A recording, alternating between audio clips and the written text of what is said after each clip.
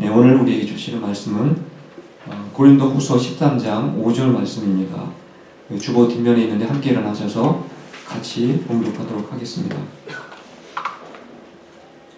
시작. 너희는 믿음 안에 있는가? 너희 자신을 시험하고 너희 자신을 확증하라.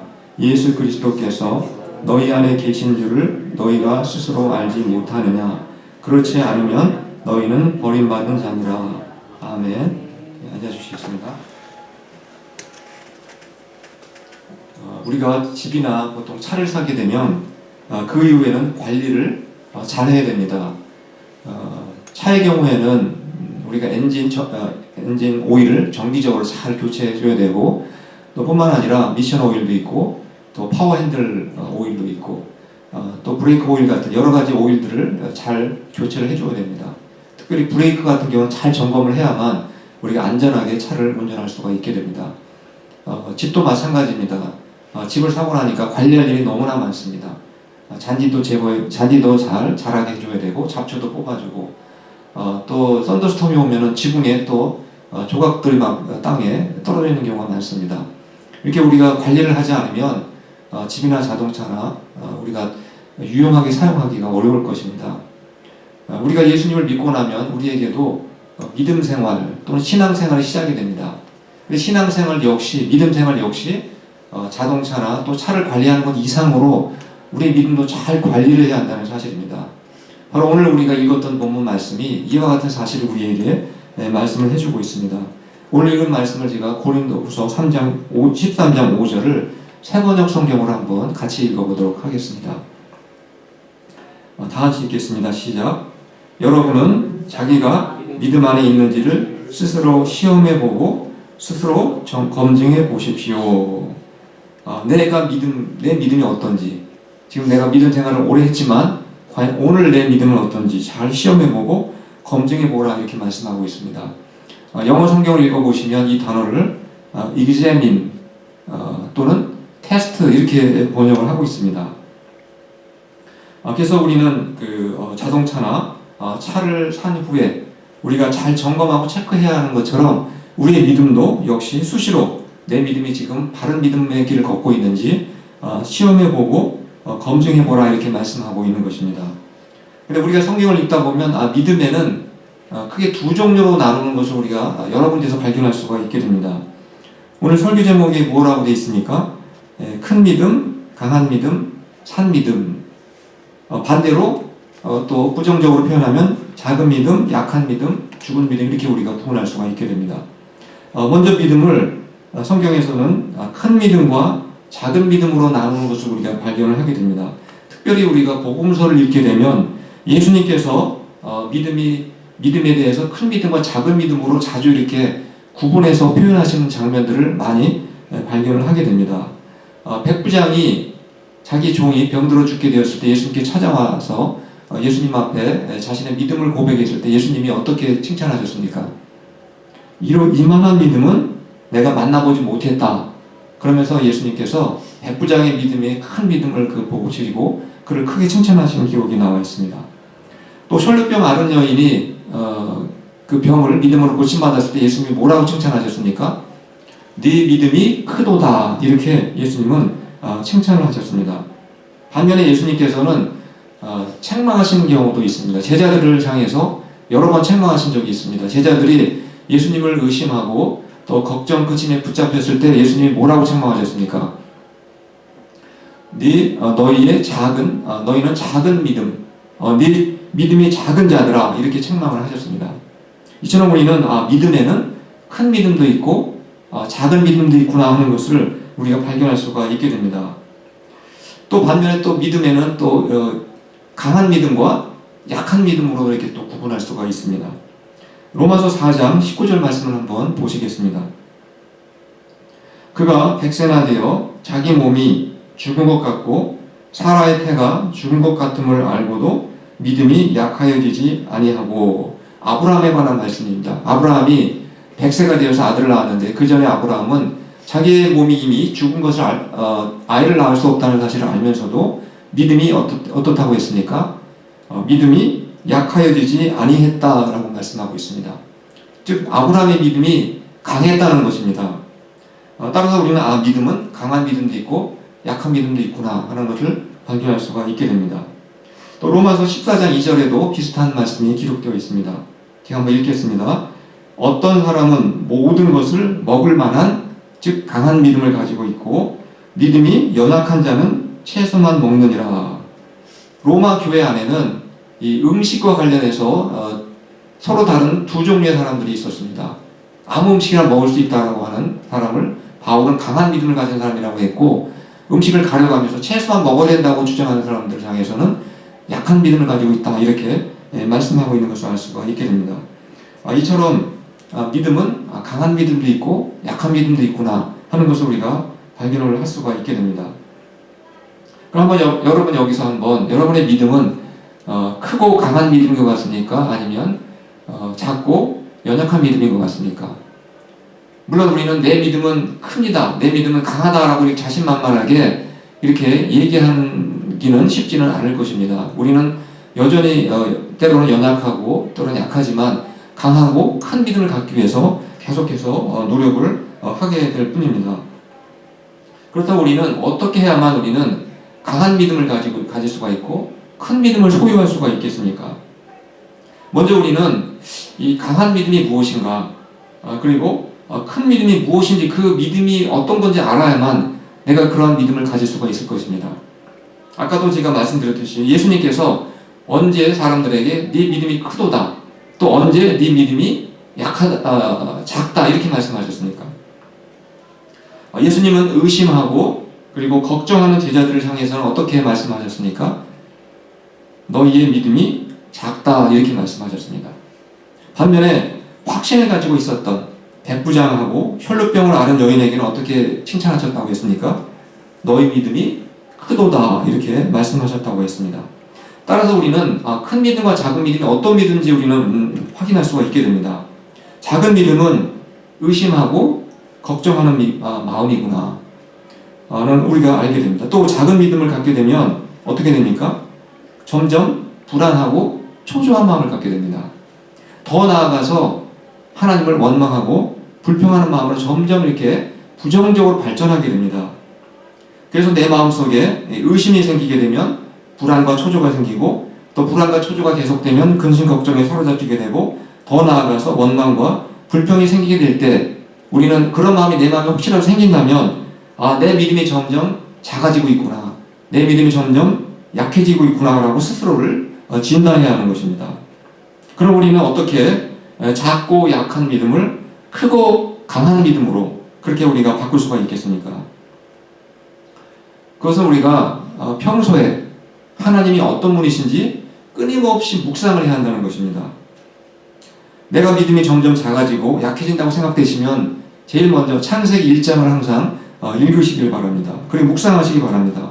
우리는 창세기 1장을 통해서 내가 믿는 하나님이 얼마나 크고 놀라우신 하나님이신지, 온 우주 만물을 창조하신 전지전능하신 하나님이라는 사실을 다시 한번 깨닫게 되고 묵상하면서 우리의 믿음이 다시 한번 확신을 갖게 되고 내 믿음이 크고 강하게 될 수 있다는 사실입니다. 우리는 아브라함을 통해서도 발견할 수가 있습니다. 아브라함이 어떻게 그가 강한 믿음을 갖게 되었는지, 큰 믿음을 갖게 되었는지 로마서 4장 17절 말씀을 통해서 확인해 보도록 하겠습니다. 한번 같이 읽어보겠습니다. 시작. 그가 믿은 바 하나님은 죽은 자를 살리시며 없는 것을 있는 것으로 부르시는 이시니라. 바로 아브라함이 믿은 하나님의 모습인 것입니다. 아브라함 역시 평소에 하나님은 죽은 자를 살릴 수 있는 하나님이다, 하나님은 없는 것을 있는 것으로 창조할 수 있는 하나님이다, nothing을 something으로 바꿀 수 있는 전지전능하신 하나님이라는 사실을 늘 평소에 묵상했다는 것입니다.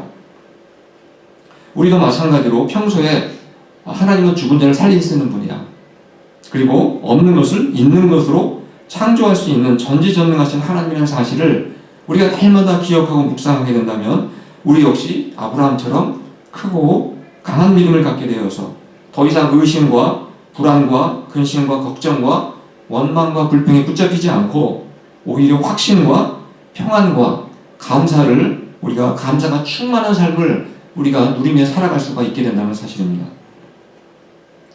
지금까지 제가 이제 큰 믿음, 그리고 작은 믿음, 또 강한 믿음과 약한 믿음에 대해서 살펴보았습니다. 이제는 마지막으로 산 믿음과 죽은 믿음이 무엇인가, 살아있는 믿음과 죽은 믿음이 무엇인지 한번 또 살펴보도록 하겠습니다. 특별히 야고보서에서는 어떤 믿음이 살아있는 믿음인지, 어떤 믿음이 죽은 믿음인지 우리에게 자세하게 설명하고 있습니다. 살아있는 믿음과 죽은 믿음을 다른 식으로 표현하면, 즉 야고보는 어떻게 표현했습니까? 살아있는 믿음은 행함이 있는 믿음이라고 표현했고, 죽은 믿음은 행함이 없는 믿음이라고 그렇게 설명을 했습니다. 즉 우리가 하나님은 단지 살아계신 분이시고 전지전능하신 분이라는 사실을 믿는 것만으로는 뭔가 좀 부족하다는 것입니다. 우리가 야고보서 2장 19절 말씀을 같이 한번 읽어보겠습니다. 시작. 내가 하나님은 한 분이신 줄을 믿느냐? 잘하는도다. 귀신들도 믿고 떠느니라. 귀신이나 마귀도 하나님이 살아계시다는 것을 믿는다는 것입니다. 하나님이 전지전능하다는 것을 우리보다 더 잘 알고 있습니다. 그렇다면 마귀나 귀신이 갖고 있는 그 믿음과 하나님의 자녀들은 우리가 갖고 있는 믿음은 어떠한 근본적인 차이점이 있다고 생각하십니까? 마귀나 귀신은 믿음이 있다고 하지만 그 믿음은 죽은 믿음이라는 것입니다. 행함이 없는 믿음이라는 것입니다. 그러나 하나님의 자녀들이 갖고 있는 믿음은 살아있는 믿음이요 행함이 있는 믿음이라는 것입니다. 이것이 바로 마귀와 우리와의 갖고 있는 그 믿음의 근본적인 차이점이다라고 우리에게 말씀하고 있습니다. 그렇다면 행함이 있는 믿음, 살아있는 믿음은 어떤 믿음을 의미한다고 생각하십니까? 이 야고보서를 읽게 되시면 야고보서 전체의 내용은 바로 행함이 있는 믿음이 어떤 믿음인지, 살아있는 믿음이 어떤 믿음인지를 우리에게 자세하게 설명을 해주고 있습니다. 저는 그 내용을 크게 세 가지로 요약할 수가 있다고 생각을 합니다. 첫 번째, 살아있는 믿음, 행함이 있는 믿음이 어떤 믿음인지 야고보서 1장 19절 말씀을 같이 한번 읽어보도록 하겠습니다. 시작. 내 사랑하는 형제들아, 너희가 알지니 사람마다 듣기는 속히 하고 말하기는 더디하며 성내기도 더디하라. 야고보는 행함이 있는 믿음, 살아있는 믿음의 첫 번째 특징을 어떻게 표현하고 있습니까? 성내기도 더디하라. 무슨 말이겠습니까? 분노의 감정을 잘 컨트롤하고 잘 다스리는 사람이 행함이 있는 믿음을 가진 사람이다 라고 말씀을 하고 있습니다. 물론 우리는 분노심을 갖는다는 것이 결코 죄는 아닙니다. 왜냐하면 하나님도 분노하셨기 때문입니다. 그러나 인간의 분노의 문제점은 무엇이겠습니까? 그것은 우리가 분노할 때는 대체적으로 어떤 그 정의나 진리에 기반해서 분노하는 것이 아니라 이기심과 내 욕심에 치우쳐서 또 단순히 화풀이로 끝나는 그러한 분노심이 아주 많다는 사실입니다. 바로 이것이 하나님의 분노와 우리와의 분노의 차이점이라고 볼 수가 있습니다.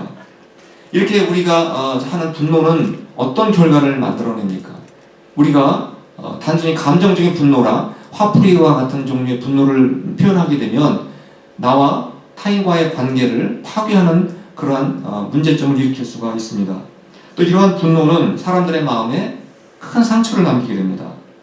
이런 상처를 남게 되면 원래의 상태로 되돌리기가 너무너무 힘들게 된다는 사실을 우리가 경험적으로 알 수가 있게 됩니다. 따라서 행함이 있는 믿음, 살아있는 믿음의 첫 번째 조건은 무엇입니까? 바로 분노의 감정을 잘 다스리고 온유한 마음을 가지고 살아가는 믿음, 바로 이것이 첫 번째 행함이 있는 믿음이라는 사실입니다. 예수님도 팔복에서 8가지 복을 말씀하시면서 하신 말씀 중에 온유한 자는 복이 있나니 저희가 땅을 기업으로 얻을 것이며 이런 말씀을 하셨습니다. 그래서 우리가 정말 행함이 있는 믿음, 살아있는 믿음을 갖기 위해서는 바로 내 분노의 감정을 잘 다스릴 수 있어야 되고 예수님이 말씀하신 것처럼 온유하고 겸손한 마음을 갖게 해달라고 하나님께 간절히 기도해야 하는 것입니다. 두 번째로 행함이 있는 믿음, 살아있는 믿음이 어떤 믿음인지 야고보서 1장 26절 말씀을 통해서 같이 확인해 보겠습니다. 같이 한번 읽겠습니다. 시작. 누구든지 스스로 경건하다 생각하며 자기 혀를 재갈 물리지 아니하고 자기 마음을 속이면 이 사람의 경건은 헛것이라. 행함이 있는 믿음은 아까 첫 번째 분노의 감정을 잘 다스리는 그러한 믿음이라고 했습니다. 두 번째는 어떤 것을 잘 다스려야 됩니까? 자기 혀를, 입술을 잘 컨트롤하는 그러한 사람이 행함이 있는 믿음을 가진 사람이다 라고 말씀하고 있습니다. 특별히 야고보는 우리의 혀에 대해서 아주 다양한 비유를 통해서 설명해주고 있습니다. 이 세상에는 특별히 입으로 먹고 사는 직업을 가진 그런 사람들이 굉장히 많습니다. 뭐 연예인들이나 뭐 가수들, 방송인들은 다 입으로 먹고 사는 사람들입니다. 또 대표적으로 입으로 먹고 사는 사람이 누구인 것 같습니까? 요즘에 보기에는 이 정치인들이 아닌가 그런 생각이 듭니다. 정치인들은 주로 입으로 먹고 사는 사람 같고, 즉 그들은 또 싸울 때 주로 입으로만, 혀로 싸우는 사람들이라는 생각을 하게 됩니다. 요즘 더 많이 실감하게 되는 것 같습니다. 근데 야고보는 특별히 또 입으로 일하는 사람들을 언급하면서 성경을 가르치는, 진리를 가르치는 교사들 역시 입으로 일하는 사람들이기 때문에 조심하라고 말씀하면서 되도록이면 선생이 되지 말라, 교사가 되지 말라, 이렇게 말씀을 하고 있는 것을 발견하게 됩니다. 그 이유가 무엇이겠습니까? 아무리 성경을 가르치는 교사를 할지라도, 아무리 목사를 할지라도 입으로 말을 많이 하게 되면 설사 진리를 가르치는 일을 한다 할지라도 말의 실수가 많아지기 때문이라는 것입니다. 그리고 하나님을 믿는 우리들도 어떻습니까? 우리 일반적인 하나님 신자들도 우리의 입으로 어떤 실수를 많이 하는 것 같습니까?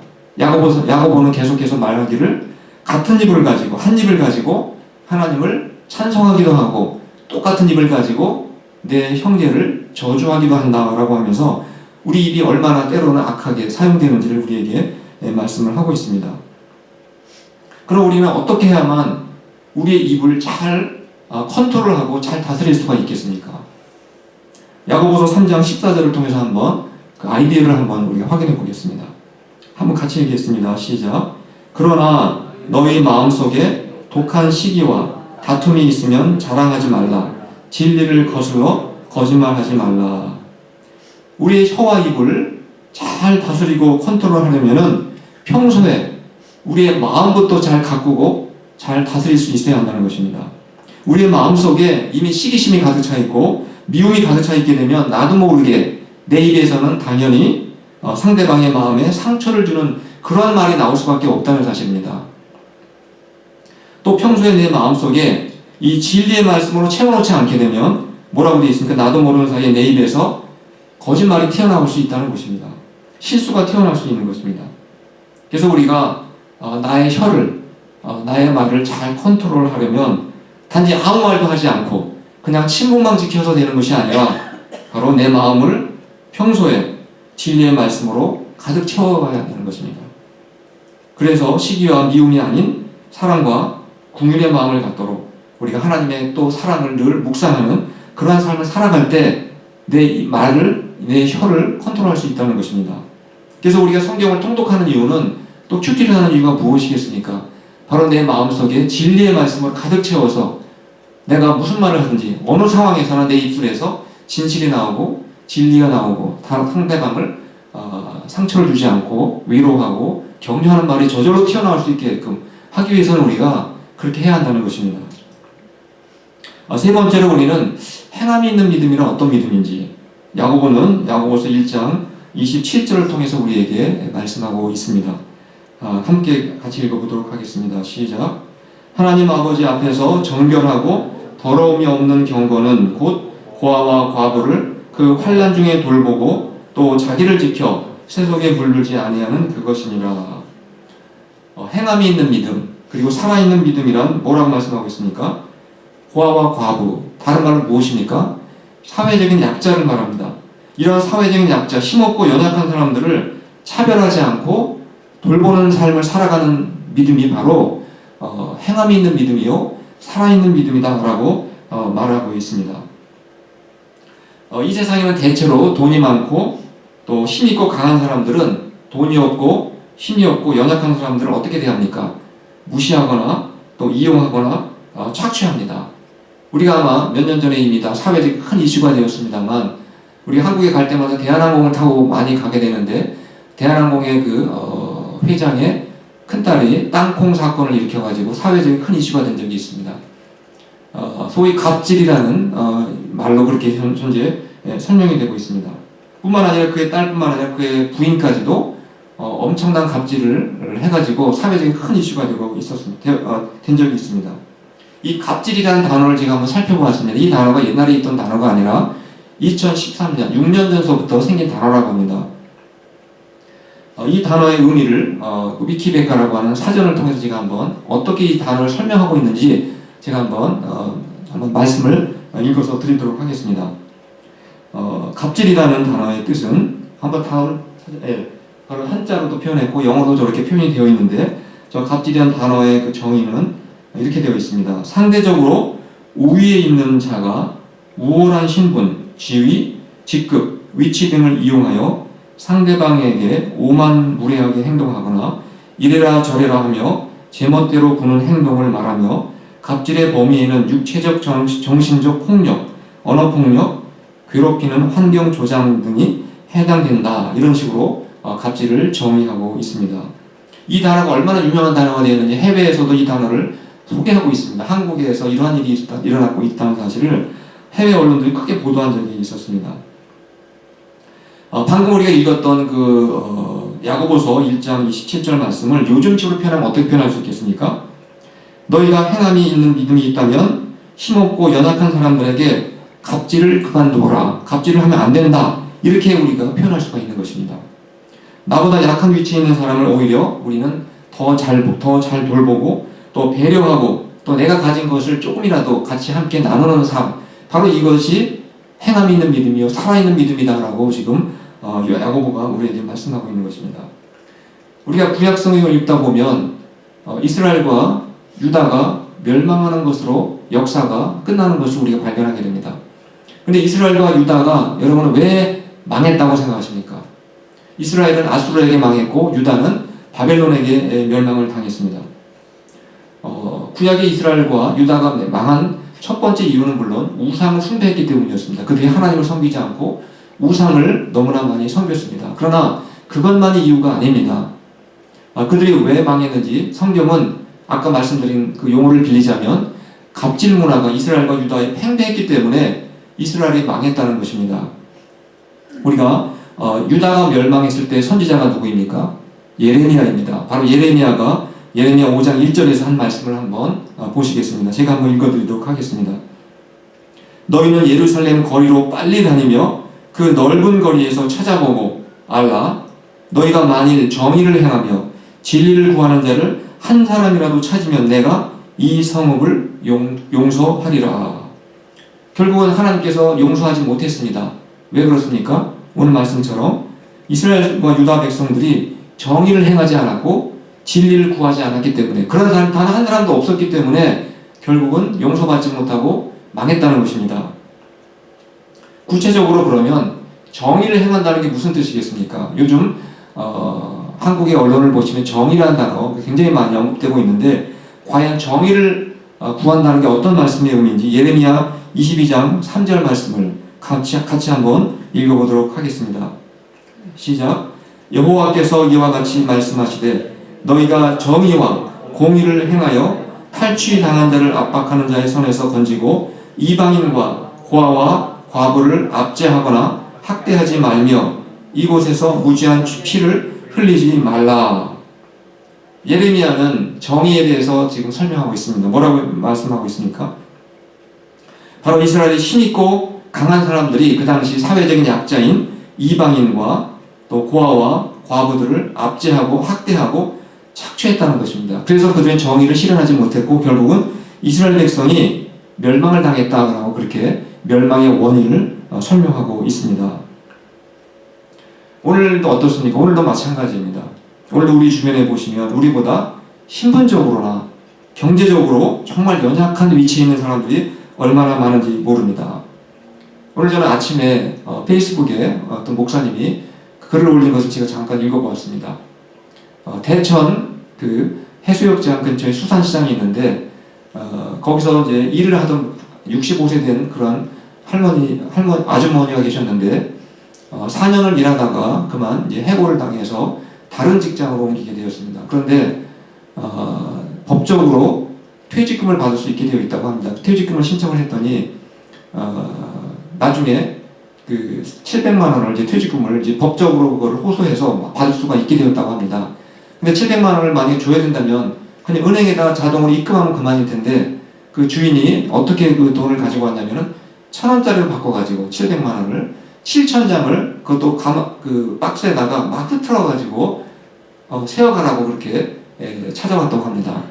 그래서 이제 그 65세 된 그 아주머니가 온난이 입금해주면 될 텐데 왜 이렇게 1,000원짜리로 가져왔냐 그랬더니 자기는 온난이 입금을 하기 위해서 1,000원, 2,000원의 그 수수료가 들어가기 때문에 그것도 자기는 그것까지 물면서 줄 수 없다라고 그렇게 얘기를 했다고 합니다. 그래서 그 아주머니는 그 7,000장이나 되는 1,000원짜리를 2시간 반 동안, 2시간 30분 동안 일일이 다 세어가지고 그 돈을 받았다고 합니다. 그것이 언론에까지 나와가지고 그 대천 해수욕장에 수산시장에 있는 사람들이 갑질하고 있다는 그 현장을 고발하는 그러한 뉴스를 제가 오늘 아침에 보게 되었습니다.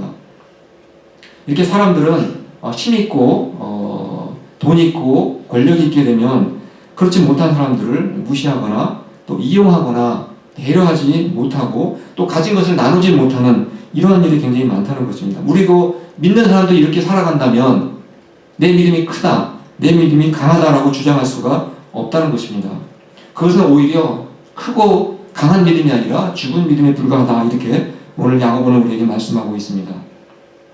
우리가 이러한 죽은 믿음을 버리고 정말 살아있는 믿음, 행함이 있는 믿음을 소유하려면 우리가 어떻게 해야 되겠습니까? 우리가 이러한 믿음을 가지려면 먼저 정말 힘있고 강하시고 권력이 있으신 정말 그런 하나님께서 힘없고 연약한 죄인들인 바로 우리에게 먼저 찾아와 주셔서 자신의 아들의 목숨을 내어주신 그 큰 사랑을 우리가 늘 묵상하고 그 사랑에 우리의 마음이 감동을 받아야 한다는 것입니다. 그럴 때 우리가 정말 이제 하나님을 우리도 본받게 되고 우리 주변에 힘없고 연약한 이웃들을 배려하는 마음이 생기게 되는 것입니다. 그리고 그들을 돌보고 그들을 삶을 나눌 수 있는 정말 살아있는 믿음, 그리고 행함이 있는 믿음을 우리가 가질 수가 있게 된다는 사실입니다. 오늘 우리는 우리의 믿음을 시험해봐라, 그리고 정말 너희가 믿음이 바른 길을 걷고 있는지 점검해보라는 오늘 말씀을 우리가 듣게 되었습니다. 정말 내가 가진 믿음이 큰 믿음인지 작은 믿음인지, 강한 믿음인지 아니면 약한 믿음인지, 아니면 살아있는 믿음인지 죽어있는 믿음인지 우리는 곰곰이 나 자신의 믿음을 우리가 살펴보아야 한다는 것입니다. 저는 저희 모두가 정말 온 우주 만물을 창조하신 전지전능하신 하나님을 늘 생각하고 늘 묵상하시기를 바랍니다. 그래서 우리가 크고 정말 강한 믿음의 사람들이 되시기를 바랍니다. 그래서 예수님께서 우리를 보시면서 네 믿음이 크도다, 이러한 칭찬을 받을 수 있기를 바랍니다. 또한 겸손하고 온유하신 주님을 본받아 우리의 분노의 감정을 잘 다스리고 또 우리 혀를 잘 다스려서 그래서 또 뿐만 아니라 우리 주변에 연약한 사람들을 정말 우리가 배려하고 그들을 돌보고 또 그들과 우리 가진 것을 나누고 섬기는 그러한 삶을 살아가심으로 인해서 정말 살아있는 믿음, 행함이 있는 믿음을 가지고 주님 앞에 칭찬받으실 수 있기를 간절히 축원합니다. 기도하시겠습니다. 하나님 아버지, 정말 힘없고 연약한 죄인들인 저희들에게 하나님께서 먼저 찾아와 주셔서 우리에게 믿음을 선물로 주시고 하나님의 자녀로 살아가게 하심을 감사드립니다. 내게 주신 믿음이 더 이상 작고 연약하고 죽은 믿음이 아니라 더욱 크고 더욱 강하고 더욱 살아있는 믿음, 행함이 있는 믿음으로 날마다 성장하며 자라갈 수 있도록 도와주시옵소서. 날마다 전지전능하신 하나님의 능력을 기억하고 묵상하며 또한 아들의 목숨까지 내어주신 하나님의 크신 사랑을 늘 기억하면서 우리의 믿음이 계속해서 자라갈 수 있도록 도와주시옵기를 간구합니다. 또한 우리의 믿음이 자라갈수록 내 분노의 감정과 내 입술을 잘 다스릴 수 있는 온유하고 겸손한 마음을 갖게 하시며 내 주변에 힘없고 연약한 이웃들을 돌보고 배려하고 섬기고 나누는 정말 주님으로부터 믿음이 크도다 하는 칭찬받는 복된 삶을 살아갈 수 있도록 도와주시옵소서. 오늘로 저희에게 물질과 시간과 은사를 선물로 주신 주님께 감사드립니다. 주님이 주신 귀한 선물을 힘없고 연약한 이웃들을 섬기고 나누는 일에 귀하게 사용하며 살게 하여 주시옵소서. 예수님의 이름으로 감사하며 기도합니다. 아멘.